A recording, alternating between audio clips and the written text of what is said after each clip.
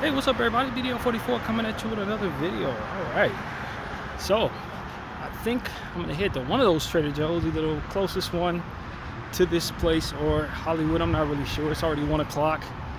Got a lot of things I've already accomplished, but still got a lot of stuff to do today. So it's a little frustrating because I got an early morning tomorrow for another psych eval, for which I just did one on the 30th of September. Now I got to do another one now tomorrow morning. That means I'm getting up at what, 4 in the morning. I'm not very excited about that, but just the same, you know, I'm trying to do everything that my responsibilities entail. So, and I spoke to a lady over representing the SSI who set this appointment, and I told her everything. She was like, you know, you probably should still go just in case, because the psych eval that you did, there may be a few snags in the way of us getting that information, including maybe you needing to sign a paper to get it cleared.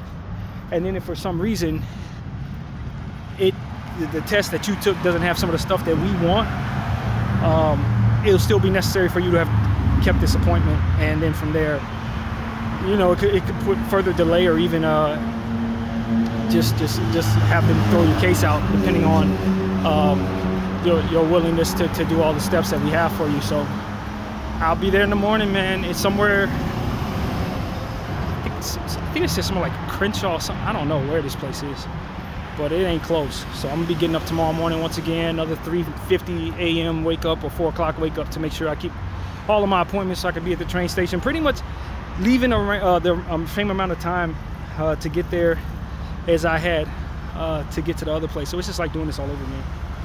I ain't pleased, man, because I just did this, and I know, unlike last time, I know exactly what I'm in for. This is a lot. This is a very tedious process. It's not fun. It's a lot of paperwork. It's a lot of them asking you the same questions over and over again to overwhelm you. See how you handle that being overwhelmed. So a psych eval is not something I would recommend you do more than once in your lifetime if you can help it.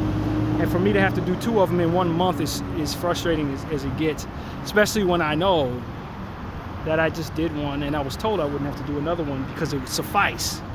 This data doesn't change unless you have some significant brain damage or something.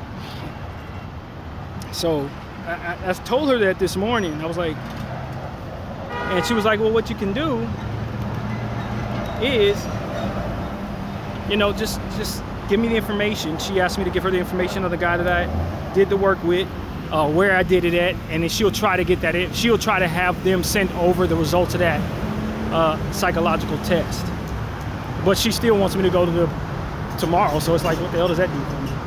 But that I have a psychological test, at least they can put both data together rather than just only have their own. It'll be very helpful that they have some extra stuff to work with on my case. So I called the place that I had that psychological eval done at, and they were filled. Their line was filled, so they couldn't answer my call, and I couldn't leave a message. They didn't allow it. So I'll try calling them again before the end of the day, just to make sure that there's no paperwork that I have to sign, so that they can release my information to that lady over at the SSI people spot. So yeah, man, I'm a little I ain't gonna say overwhelmed, but I'm just a little, yes, I guess I say overwhelmed. It's just a lot that I'm trying to hurry up and do. I got the Laker game and all of that tonight, so I did all my videos for that, did all my exercise this morning, called all them people, stayed in bed a little too long for what it is I was trying to accomplish for the day. But it is what it is, man. Just trying to keep up. And then this week, of course, is the week for the hotel. You know, I'll be at the motel on Halloween night, ironically enough. So I'm so glad that I reserved that last week to assure I had the room, because you're talking about a double whammy with it being a holiday and a weekend, Friday to Saturday night. It's more expensive. It's less likely they're gonna have rooms. So to have gotten ahead of that was the smart thing, and I pay for that tomorrow. That money's already in place. I took care of all of that, so that's straight. There shouldn't be any reason why I can't get my room this Friday. And then there's some more stuff going on. My uncle was telling me that he had some issues with the process of being able to send me money. They locked him out of it or something like that. I don't know what the hell's going on. He said they would fix it within the 7 to 14 days. So this week, he had to send the money that I'm gonna use for next week's room, Saturdays, via check. So now I'm waiting for a check to arrive. Hopefully the mail gets here. And of course I can, you know, with technology, you can scan a check via the phone and deposit it, but how long will it be before they allow me to extract it? So I'm hoping that everything goes smoothly. It's Monday right now. Hopefully the check comes today or tomorrow. I can deposit it right away, and then hopefully it'll be cleared by Friday so I can extract it by Friday or Saturday at the latest, for which is what's going on. So part of me is wondering, it might make sense for me to try to secure that money on my end out of my investment account. You know, I didn't do that this morning. I probably should have did that, but just to make sure that I have it, if for some reason something goes wrong with that, I can have it backed up, ready to go. So I probably will try to do that tomorrow. And if it comes down to me not needing the money, I just put it back in the account, no problem. But to assure that I have a backup plan just in case the check doesn't arrive, the deposit doesn't clear in time, or you know, if whatever.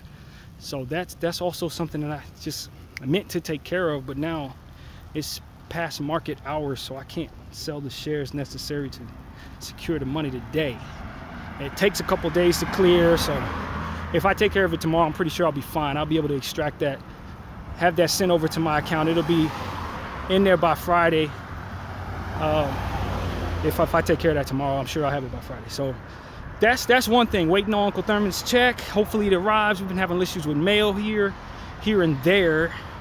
So it's hit or miss. That may not even arrive. If it does arrive, it may not arrive on time for me to clear it, and then it's yeah. So that is that in and of itself is something that's a little nerve-wracking. Hopefully that shows up today. If it shows up today, I won't have to worry about doing any of that. So yeah, man, it's a lot, man. It's a lot of crap, little things and big things on my plate that I'm trying to handle, and this ain't the right time for them to be throwing a psyche valve at me tomorrow. Least of all at freaking 9:30 in the morning on the other side of town, for which y'all know how I move. I have to get up early as hell just to be there, man. Now they said that they pay for, they would be willing to pay for transportation. So I need to call her and ask her how I can get that transportation paid for. I don't particularly think it's gonna cost a lot to get there, but that ain't none of their business. That's literally their business. It is not. So I'm gonna try to see if there's a way they can pay for my fare tomorrow. You know, whatever way they do that, I want that, because this is a massive inconvenience, especially given the fact that I literally just did this crap less than a month ago, and it was very tedious on the body and the mind. And I told myself, thank God I don't ever have to do this again, only for these assholes come back around and tell me I have to do it again within the same month. I am not happy about this at all. And if I can get out of it, I would love to. But, you know, this could be the difference between them approving my SSI and not. And we've been waiting on this for 2 years, man. 2 years for this SSI crap. And so, yeah, that's really what it is.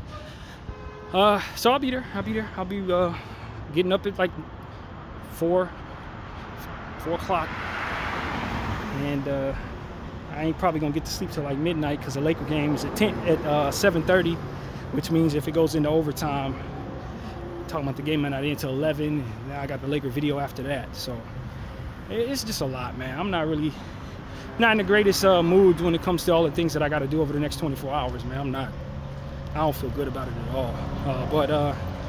And I prayed a lot about it, so I'm just trying to do it, and once it gets done, and hopefully we won't have to do it again. Hopefully it'll be sufficient enough, they'll get the information they need to approve my SSI, so we can get on with our lives here with this crap, man, because it's hard. And then you got the government shutdown crap going on, so I'm not expecting comes the 7th that to be resolved. So now I gotta secure my own way to pay my groceries and all of that. You know what I mean? Because obviously groceries ain't cheap, so that's a whole nother set of things to consider going into next week, or the week after next, rather. So it's just all of this sucks. You know, I had to take money out of my GR account to pay for the room this upcoming week because everything that's going on with that. And that was like a fortuitous kind of thing, to where I took care of getting that motel room for this Friday, because I didn't have any idea that this process with the check was going to be in place. That would have put me in a lot of trouble as it pertains to trying to secure this room for this upcoming weekend. So that was just God right there taking care of all of that. So I had already, because of it, secured the money. I took the money out of that GR account, so now it's less in the GR account than normal, which means that I can't use that to buy groceries if necessary. So the money will be made up in my uncle's money, but I don't think that I can put that back in my GR account. So it's just, I don't know that they allow deposits into the GR account. I don't think so. So I just got to try to manage that money a different way. So it's just a lot. It's a lot of different little things going on, and today is like the one day of normalcy that I get for this week, it seems. And I haven't been able to go to Hollywood very much in the last 2 weeks because all of these little things have been keeping me from going there. But I think I'll probably make that move today. So yeah, man, I'm really busy. Like I said, the Lakers are back, so that throws an extra layer of emphasis on consistency in other areas that need to be focused on as well to keep up with what I'm doing. So it's a lot, man. It's a whole lot. But I'm having fun with the Lakers. I'm having a whole lot of fun with that. This is, the time that I felt I needed to replenish my energy for this was perfect. They gave me exactly what I needed, and I'm very much into it again. Because when the season ended, as I've mentioned many times, this year, early in the season, what was that? April, when we got kicked out of the playoffs, I was exhausted. I was burnt out. I didn't want to do nothing in regards to the Lakers, but the 4 months of off season that we had was perfect. I'm good now. I'm back at it, having a lot of fun, and have kind of made the work less tedious for me in the way that I operate. I ain't calling out all the numbers from every stat. This is a lot of stuff that I was doing last year that I'm going to kind of condense some of that work so that I'm not burnt out this year. So hey, we'll see how that goes as well. But yeah, man, that's really what's going on with me, man. It's a lot. It's a lot of little stuff that I'm trying to keep up with, little things that I'm responsible for. But that's what it is. God don't give you too much. You can handle everything you have in front of you, and that's really what it is. Everything with my sister has been pretty solid since I talked to you guys last. We've been on the right. We have been on good terms, so that was really good for us. Praying a lot about that as well. It seems like everything's okay right now, and hopefully that stays that way. What else, man? I don't know, man. I just been keeping up with the Lakers, keeping up with the stuff that's going on in Gaza. I don't really know that I've been able to even look over there as much as I'd like to, as I was mentioning last time. It's too much I'm trying to keep up with right now in my little world, man. But that's still extremely important to me. And every time I turn on Instagram for any reason, immediately something pops up from there. So I'm not too far away from stuff. Stuff comes across my desk in that regard, even when I'm not considering it. Just turn on Instagram for literally 3 seconds and I'm gonna see something because of how my algorithm's set up. More or less what I've been seeing though is just footage of Israelis. There was a lady this morning that I saw who's walking up to like a kiosk where they were raising money for kids in Gaza, and she was essentially giving us all the propaganda talking points and all of that. And I thought it was pretty interesting how she was saying she had been to Gaza, and when if you haven't been there, you don't know what's going on there. If you support the people of Palestine, you're supporting our word. Just a bunch of propaganda, lies and nonsense. She said she had seen stuff. She was lying. But hey, what's them without a lie, right? That's all they do. They live by a lie and die by lies, and you better believe it or you're anti-Semitic. That's pretty much how that works. So I don't know, man. Teaching the kids early in life. They write taking land from Palestinian people into the coloring books, the toddlers. So I'm not too surprised to see grown women sit there and lie on behalf of, continuing this path of killing these people and hurting these, and destroying these children. I'm not surprised, because they raise their society to do that. They literally raise their people from birth to hate Palestinians.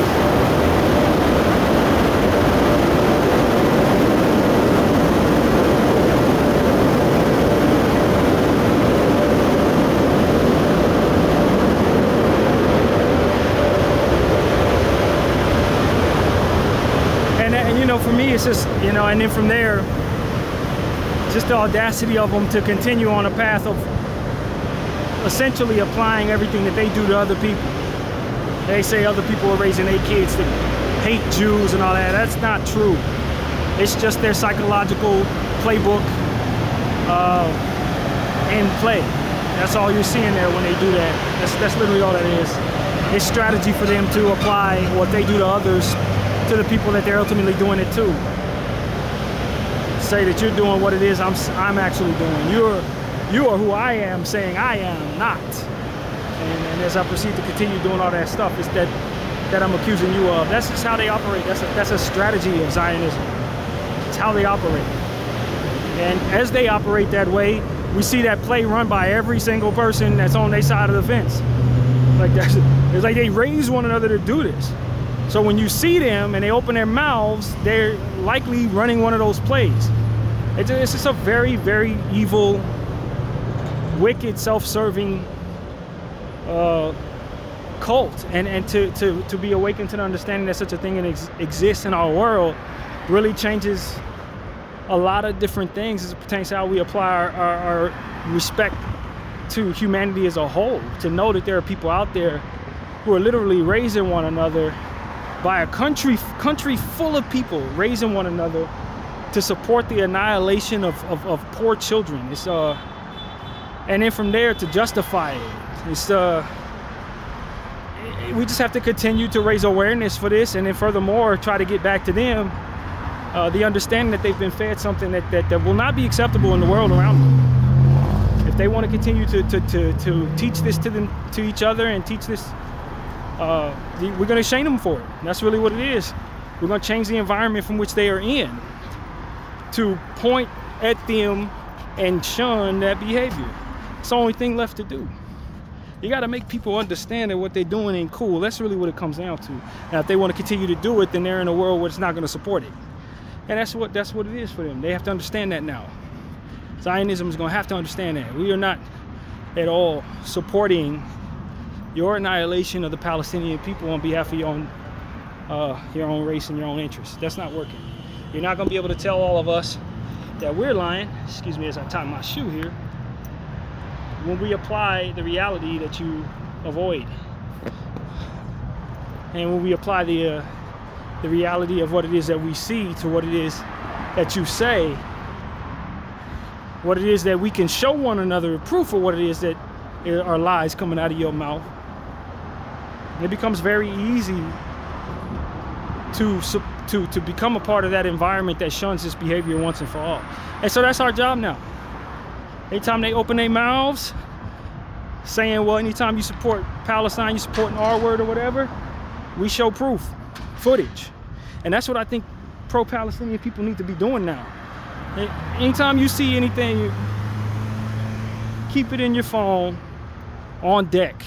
And anytime you're approached by one of these individuals that say they are pro-Israel and that you are supporting whatever lie come out of their mouth after that, you show them footage.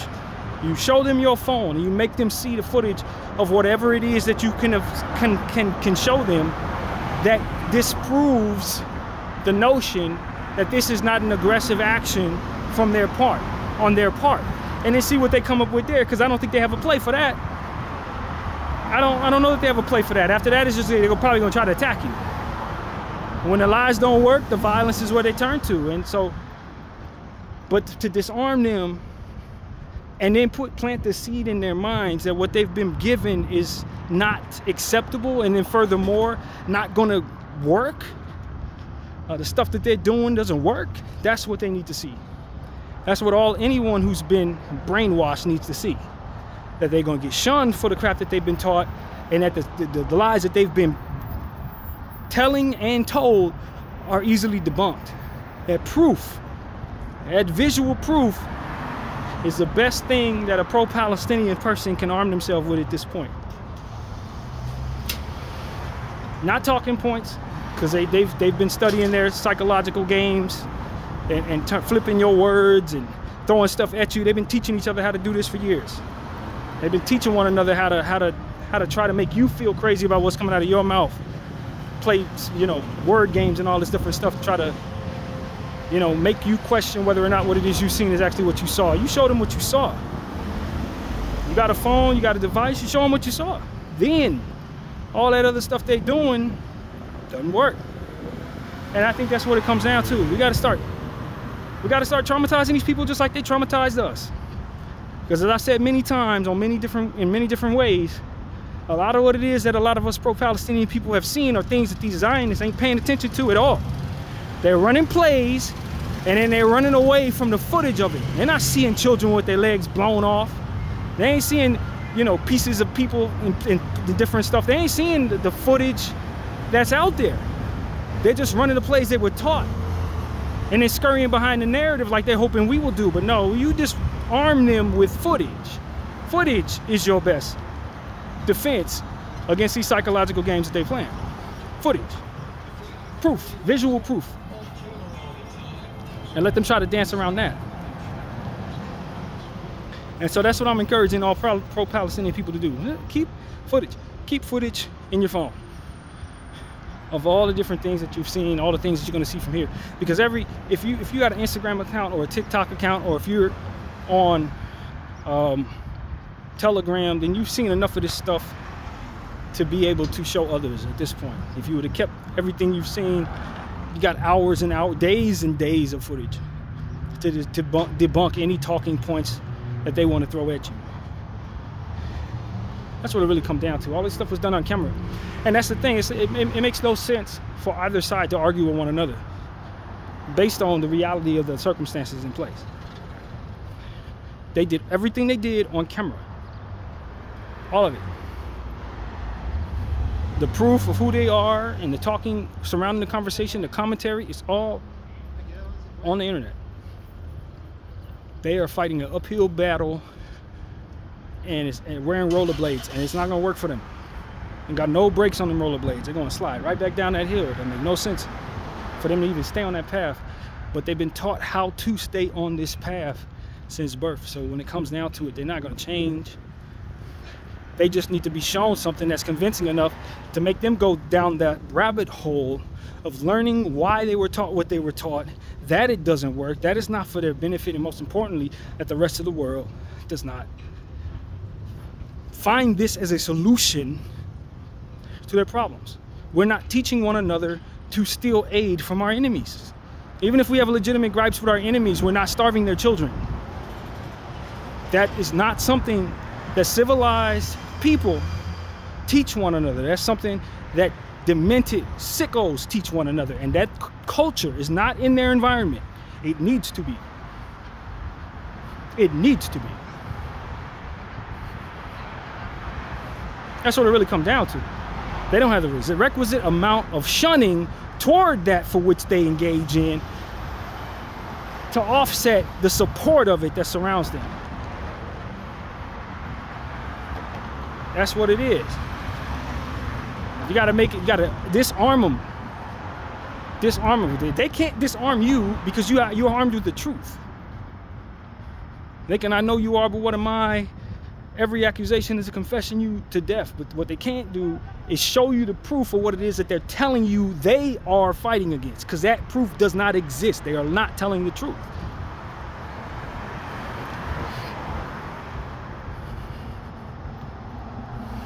And that's something that I don't want people to lose sight of. Because when you're dealing with an energy that is very good at mental gymnastics and word semantics and all this different stuff, a lot can get lost in the process.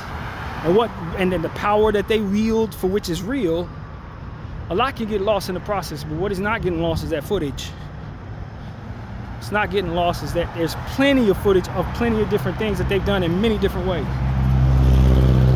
I saw footage very recently. I didn't know they were still doing this, but in certain parts of this area that they have not ravished and destroyed, they're going through there with tanks and they're still using sewage water, spraying it on people's walls and stuff. It's footage of this. Tanks rolling down the street, spraying yellowish, what you can imagine is sewage water, on people's homes, just like they did at the beginning of this process. And you want me to think that the person who's doing it, the people that are doing that are the good guys? Come on, man. Let's just be honest. That footage tells you everything you need to know about who it is you're talking about. It's footage. I don't need to lie. I don't need to communicate. Show you my phone. Here, look what I see. And look what else is here. Look at it. There's something else here. And then footage of their own rabbis telling us exactly against what it is they're saying. Their own people telling us, yo, hey, this is what we're here to do. Because they've been slipping up left and right, saying the quiet part out loud. So many of them been working against their own support. It's been ridiculous how much footage of talking Israelis saying the quiet part out loud that I've been seeing over the last 2 years. There was a dude very recently on a panel. He represented builders who are going to be taking over that area and building up in that area. He essentially said they've been working on this for over 2 years. Well, bro, the genocide's only been going on for 2 years. So if you've been working on this for 2 years, then what the hell is the Hamas narrative? Were you anticipating what took place on October 7th? Obviously you had to have been if you already had plans for the area that you ravaged that was supposed to be in response to October 7th. I mean, like, and that's what an Israeli, propaganda pusher or supporter had nothing. They got nothing for that. Half of them probably haven't even been exposed to that.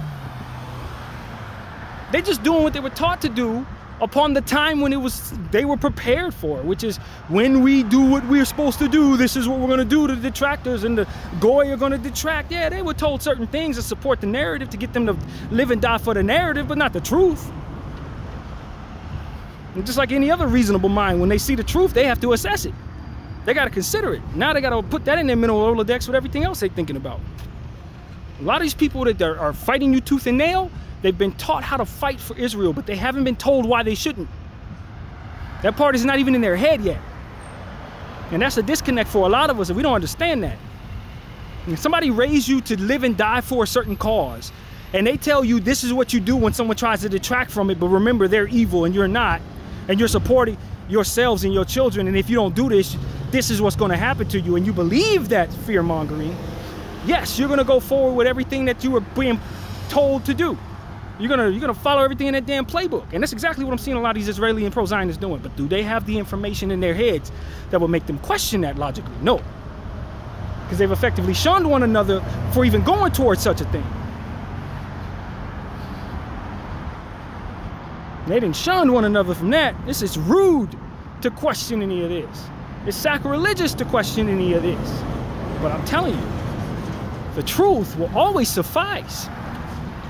The truth will always suffice in making a person change their mind.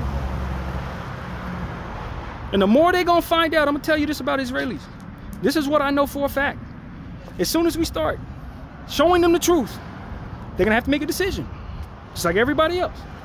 When they're faced with the good old, red pill, blue pill. They're faced with the truth, they got to figure it out. There's going to be a lot of infighting because there's going to be a lot of people who are going to be holding on to the lie because they're afraid of what it looks like with the truth. And it's going to be some people who are going to say, I knew this didn't feel right. This never felt right to me. We're just doing it anyway because we all agree. It's the only thing I've ever known. And the first thing they're going to find themselves doing is hating what it is. Hating beyond belief what it is that made them waste so much time doing things the wrong way. Lying on purpose. Supporting the annihilation of people. Once that start getting that in their heads, and start understanding what's really happened to them, understand that they are victims of an intention that's meant to weaponize the world against them, and furthermore weaponize them against people who don't have anything, once they start realizing that that's not okay, they're going to be the biggest opponent of their very own interests as it pertains to going forward with Israel. It's going to be pro-Israeli people that hate Israel more than anybody else once they start understanding what the hell has been done to them. Especially the ones that have raised their kids to fight for that country and died for it in this process. You see, that's something that I don't think has really been given much thought.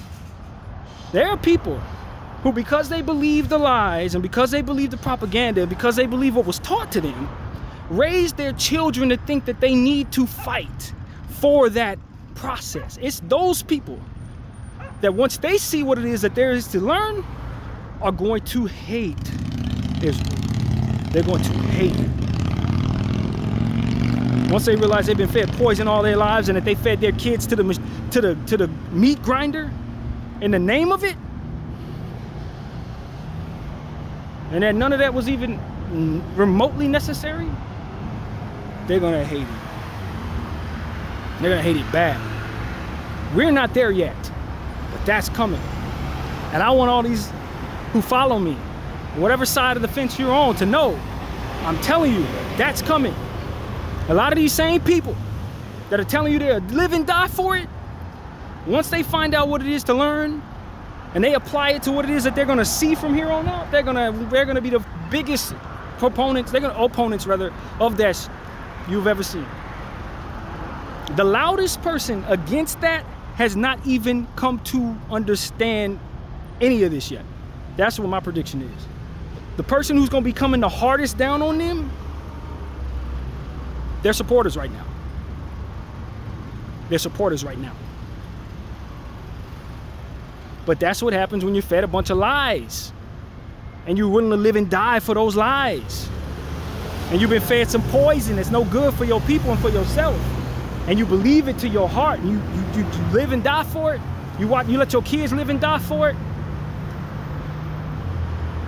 I'm telling you, there's many Israeli mother and father, mourning brother and sister who believes wholeheartedly that the enemy is the people that they are terrorizing because of the warped nature of what it is they've been fed.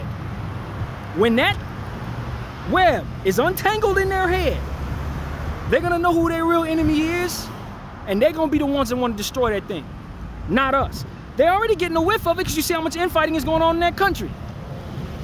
That whole thing with the hostages, they only brought back 25 hostages. All them people that was not, who were taken as prisoners of war, and all they got back was 25. And if the majority of them were killed by their own people, they understand this, but for the name of what it is they're doing and what it is they were taught, they rolling along with it. It's that they be disarmed from even believing that stuff that's gonna be essential in changing the world as we understand it to be. It was never okay to do the things that they did. They've been rigging the country, the world, their entire lives. That they're not in place because they were chosen by God, but because they were actually moving in a direction that opposes the Lord. And any sense of an understanding that they are victims is also a lie. And nobody's buying, for that matter, anymore. All of this needs to be on the forefront of their minds in order for what it is I'm predicting to be possible. And it's coming. It's coming because the truth will prevail every single time. It's undeniable, no matter how uncomfortable it is. No matter how many people agree to go against it. No matter how many factions of individuals are in agreement that the lie is not convenient, or the truth is not convenient, rather, it's still going to be in place. When you put two and two together, it's always going to math out as it's supposed to, because it's just what it is. What they do does not add up. What they're pushing does not add up. What they refuse to show people is proof. They got a million reasons why they ain't gonna show you proof. A million reasons why they haven't seen proof themselves, but are telling you that they have. They're lying. And they're not. able to, within what it is they've been taught, to understand that they are lying on behalf of liars, not truth tellers. That part, for whatever reason, doesn't read properly to their psyche.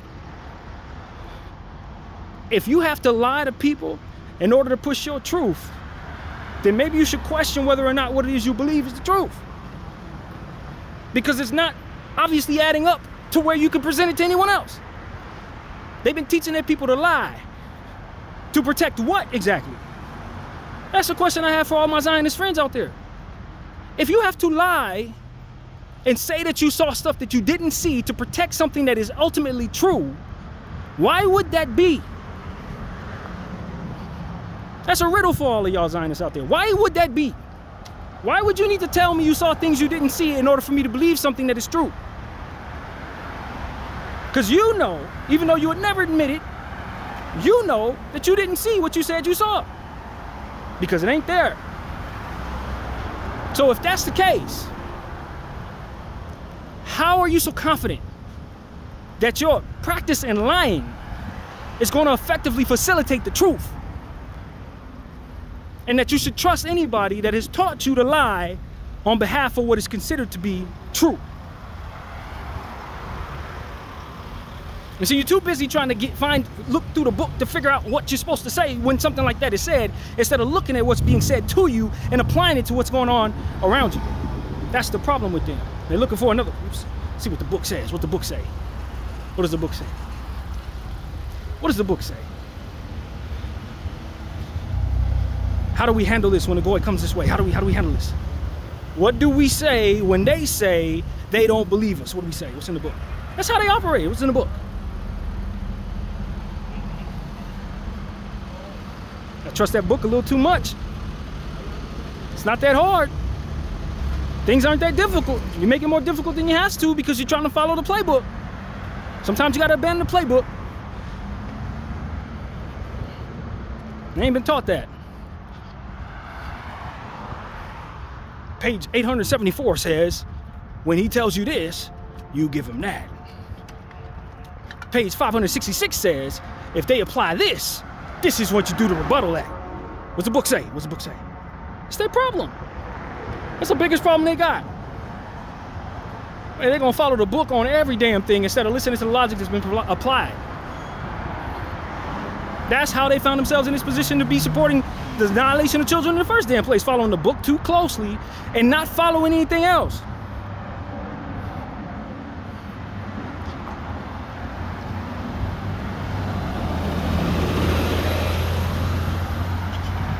And then telling themselves, well, we're better than everybody else, so we can just fall back on that if we're ever wrong. Not knowing that that's in place right there to keep them from questioning things so that they won't defect on the mission that the enemy has them moving in directions of pushing forward. That is what it's about. Yeah, you're way better than everybody, so don't ever listen to them give you any advice on anything. Because they don't know what it is that we're telling you. We're telling you that God is connected to us and this is what God wants you to do. You're facilitating God's will, so therefore, when they come at you with some logic, just throw a lie at them. Let them know about some R words. Let them know about October 7th. Because at the end of the day, you're better than them. And what applies to you does not apply to them. And that's the bullshit that keeps them from ever questioning anything. That's the bullshit that keeps them from thinking, man, maybe I'm wrong. Maybe this isn't the way. Maybe I should have a heart for these children over there in that place that I've been told is the worst place in the world. And we have, in fact, been terrorizing these people, and maybe it shouldn't have been done that way, even if they did take our land 5,000 years ago. Even if we did go to war and there were casualties on our side. Whatever the hell you telling yourself, whatever it is that you believe, even if this probably shouldn't be the way we go about it, but you ain't hearing that because why? Because we're better than everybody else. So whatever we decide is what God wants it to be because we're the chosen people and we're above reproach. We can do awful things to everybody. They're supposed to accept it because our decision making is key to the facilitation of God's will. Now, if I decide I want to pee up against this wall, then that's magic pee. Because God put it in me as a chosen person. Like, that's the type of shit that keeps them from ever listening to any reason, ever applying any doubt, ever looking for any other solutions other than what's in that damn book. That's the problem with them. There's the biggest problem with them. It's bulletproof in the sense that if they've made a mistake, they're just better than everybody else. That's it. The end. Like, I'm sorry, friends, but somebody's putting this seed in this camera here and help you understand that that's not in place because it's true. It's in place because it's going to keep you from ever turning away from any of this evil stuff that it's telling you to do. That's all it's in place for. It's not about the exaltation of you. That people have been following this playbook for a long time, which is why you have all the power you do. Because they've been going forward with things that move against what is morally sound for the upholding of humanity as a whole, for the sake of your own people. You've been doing awful things to people for as long as you've been walking around because you believed you're better than everybody else, and then nobody should be, including yourself, should be questioning anything you choose. That will not be tolerated anymore. We're not confused by that. There's no mystical understanding that's in place. All of this has been exposed to all of us. We know who you are. We know you have yet to find out who you are in that regard, and we're going to show you. Then when you start tying up loose ends on everything that you've ever been taught, then you're going to find out that really you've just been an enemy of God. That God does exist, that he did not choose you for anything, that the enemy's actually been using you to do whatever it is he's been trying to accomplish through you. That you are in fact his arms and legs in this earth, not God's. And that you've been calling him God just as he would want you to all this time. And that you've been using evil, trying to do bad things to others in the name of yourselves, just as he is teaching you to do. And if you want to move forward that way, that's what it is. But don't be confused, thinking it's the opposite. And then furthermore, what comes with the enemy when you follow him? When you come to all of that and you start believing all of that and you're trying to figure out whether to continue doing what you're doing or whether to turn away from those things, you need to understand the spiritual ramifications of your choices in going toward the enemy after you realize you've done so. You need to know that he's a loser, a liar, that everything he has a self-destructive button that's imminent to be pressed, that he lives to turn on the people that support him, that he lives to embarrass the people that support him. Like, if you want to stay on his side after you realize he's doing all of it, he's in fact been using you, this is what you can expect to come with it. This is what you can expect come toward you and welcoming that toward you. So they ain't been taught none of this, man. They're not being taught any of this. They're being taught the opposite of that, and then they're being taught how to deflect against this for which I'm telling you all. How do they keep from having to absorb any of that or take any of that any seriously? That's what they teach one another. How do you deflect away from this type of thing? Oh, I'll tell you. You can use a lot of mental gymnastics and psychological warfare. You can do a lot of different things, but at the end of the day, footage is footage. You can't run from footage. And a lot of what it is that proves all of what it is that I'm saying is on camera. Now, if you like being on the winning side, so to speak, and you deem this being the winning side, that's your business. But the environment that made you a winner, so to speak, is not the same environment you're going to be in going forward. And now that all this has been done and being revealed, and this conversation is being had everywhere, it changes the world for you, because the world that you control didn't have all that going on. The world that you came to control did not have social media, didn't have people having devices in their hands everywhere in every corner of the earth. Wi-Fi all over the damn place. It wasn't possible for people to show you and show one another what is going on. So you could just lie and do all your little mental gymnastics, tell everybody whatever you want to tell them, and there was never any retort to any of it. That's not the world you're in anymore, buddy. You can't do that anymore. That's over. You have to turn off all the lights, so to speak, in order for us to go back to that space. Good luck with that. It's not the world you're in. So if you're choosing the winning side, you better know what kept them winning, and you gotta know how the world has changed around them.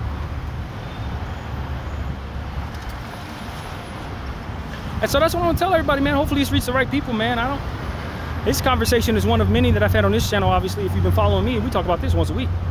Nothing new. But what I can say to you is this. I'm not going to stop.